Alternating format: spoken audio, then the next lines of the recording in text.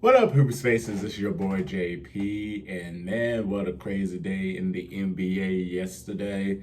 We had games, and then we had breaking news that came out of nowhere on Friday, which we all should have expected. That is not a surprise, but in terms of the Brooklyn Net fans, they're surprised. A lot of people were shocked, but I really wasn't because I said this at the beginning of the season, and that was Kyrie Irving requested to be traded before the trade deadline.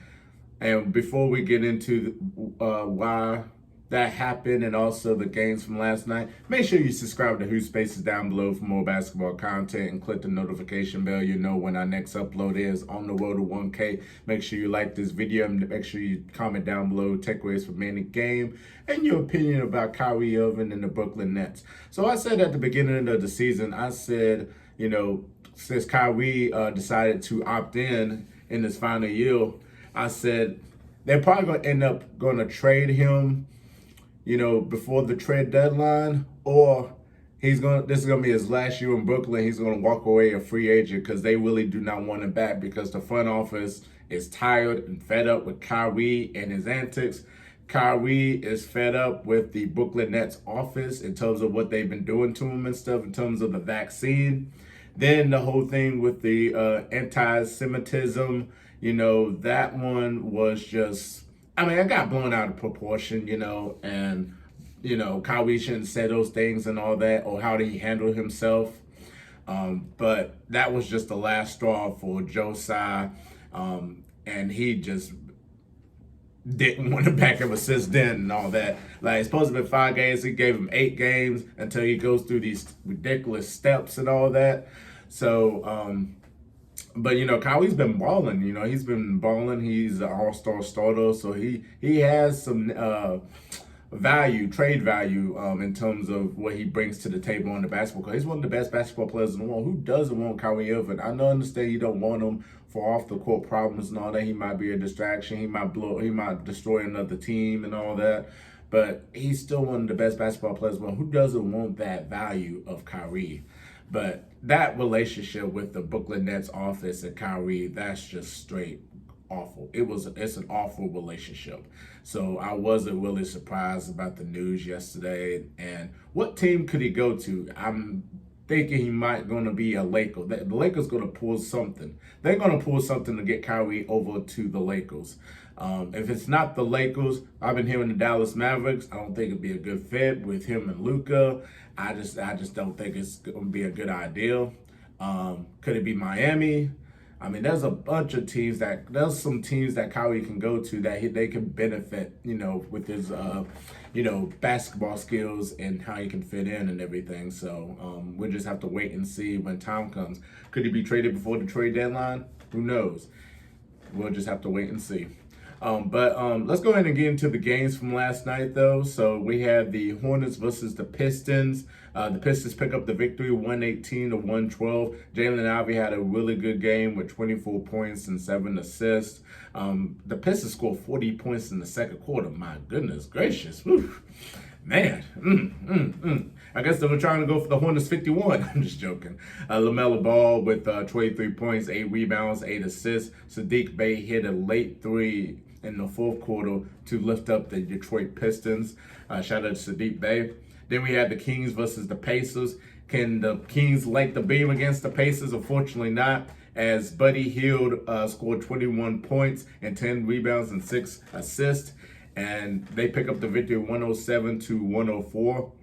Buddy Hield must be smiling because that was his former team. Sabonis with 15 points, 16 rebounds, and 6 assists. Congratulations to Sabonis of getting selected in an All-Star game as a reserve. Well-deserved because he's been having a monster season. The Kings is one of the best offensive teams in the league, could score at will.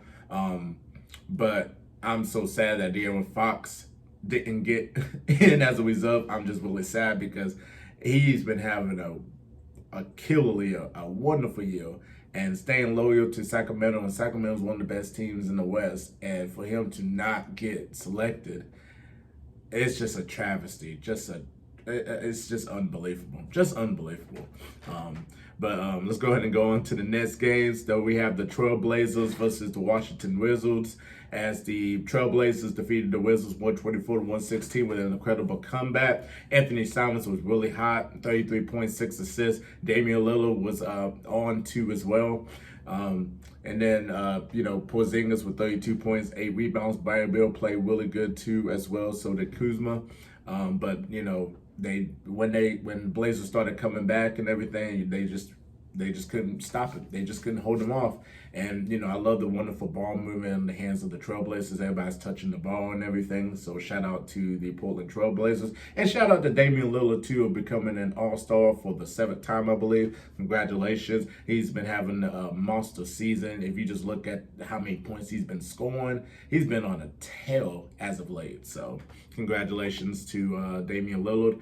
Then we get to the Phoenix Suns versus the Boston Celtics. Last time they faced each other, the Celtics blew them out, destroyed them, destroyed their confidence, everything. Like, they just was on. They destroyed them.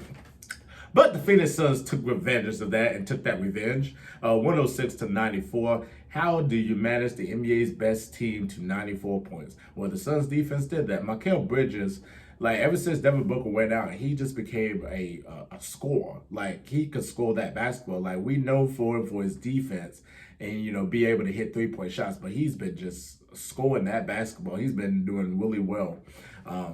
But the Celtics, they just could not hit any shots. Jason Tatum and Jaylen Brown, they were like a combined 6 for 22 in terms of 3-point, and they wasn't good. They was not good in terms of field goal. 38.7%, 26.3 from 3-point, 15 turnovers, 16 points off the turnovers for the Phoenix Suns. Out rebounded 53 to 43. I mean, the Suns just took advantage. They beat him in assists too. That's when Marcus Smart comes in. He'd be able to give you that defense and the value of facilitated too as well. So they really miss Marcus Smart. Jason Tatum had 20 points, but most of it come in terms of free throws, unfortunately. Jaylen Brown scored 27. It was just a bad loss for the Celtics. They were really off, and a really great win for the Phoenix Suns. Chris Paul with 15 points, 6 rebounds, 8 assists. So we got the Raptors versus the Rockets. The Raptors defeated the Rockets 117-111. Gary Trent Jr. and Fred VanVleet combined for 61 points. Siakam with 23 points.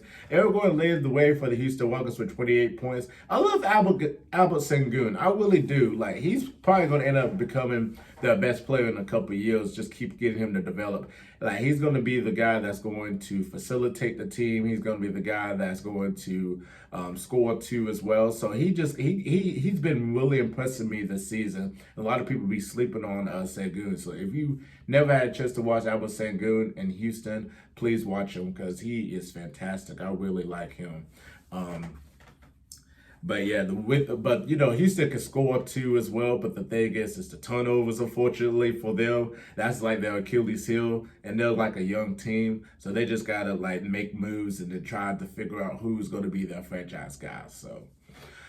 And then we have the fight of the night. We have the Orlando Magic versus the Minnesota Timberwolves. The Magic defeated the Timberwolves 127-120. Most of the Orlando bench of Mo Wagner and Cole Anthony, they were on. Not so much of the Orlando Magic starters, but that bench really helped propel the Orlando Magic to defeat the Timberwolves. Cole Anthony with 20 points, 8 rebounds, 6 assists. D'Angelo Russell with 29 points, 10 rebounds, 6 assists. Anthony Edwards with 19 points. The fight of the night. The fight of the night. Oh my goodness gracious. Austin Rivers versus Mo Bamba and other people. I don't know how it started. I believe it was something going on with the bench, and Austin Rivers was looking at him, and they were I guess the Magic was teasing him about Austin Rivers missing the 3, and Austin Rivers came back down and then got into the face, and then punches were thrown. Mo Bamba, Austin Rivers were throwing punches. Then, Jalen Suggs came in. Who else got ejected? Talia Prince defending with Austin Rivers, he was coming in, and then I'm trying to remember the other person that McDaniels. and he came in. So all of them got. So it wasn't really much of like like a fight. I mean, punches were thrown, but it was just like a scuffle basically. But all 5 players got ejected. Mo Bamba, Austin Rivers, Torian Prince, McDaniel, and Jalen Suggs. So they all ejected from the fight, so that you're gonna probably see like suspensions and fines. By the way, from the scuffle between Donovan Mitchell and Dylan Brooks from Memphis versus the Cleveland Cavaliers the other night, when Dylan Brooks nutshotted Donovan Mitchell, and Donovan Mitchell threw the ball to him, and then they had that scuffle. Donovan Mitchell was fined, I think it was like $20,000 for his role. Dylan Brooks, dirty player, that was like, he graduated from the Draymond Green University, so definitely, he he graduated with high honors, so but he got suspended for 1 game, and I believe the Grizzlies play tonight, so he's suspended for that game. But yeah, so so expect suspensions and fines right there from this one. The 76ers defeated the Spurs 137-125. Joel Embiid was fantastic, 33 points and 10 rebounds. The 76ers scored 47 points in the second quarter, and they just haven't looked back ever since then. I love the Spurs in terms of like they are like fighters. They will compete. They will give a lot of efforts, and that's all you. Even if you're like a bad team, if you give effort and you're a competitor, I mean, you gotta respect that. You really gotta respect that. Brownham from the Spurs got 26 points. Then the Hawks defeated the Jazz 115-108. Trae Young probably was mad that he got snubbed out of the All-Star game, unfortunately, but he had 27 points and 6 assists. Lauri Markkanen, well deserved. Congratulations to Lauri Markkanen becoming an All-Star, and that's great because it's Utah. We're in Utah. You need a Utah Jazz to be an All-Star, so why not get Lauri Markkanen for it? He got 25 points and 10 rebounds. And then I forgot to mention congratulations to Joel Embiid becoming an All-Star reserve. It was hard to vote for the East front court because you had Tatum, Giannis, KD, and Embiid. One of them was going to come off the bench, and the other 3 is going to start, so it was really hard. But Joel Embiid, congratulations. James Harden got snubbed too as well out of the All-Star game. And he took it to heart that he felt like he was being disrespected and everything. So, I mean, it was hard.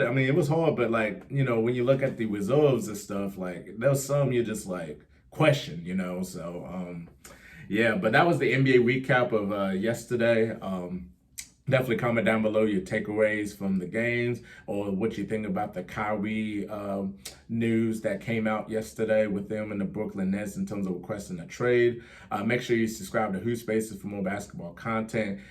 If you just go down there where it says subscribe, please subscribe. On the road to 1K and click the notification bell. Definitely follow my YouTube channel. It's just JP.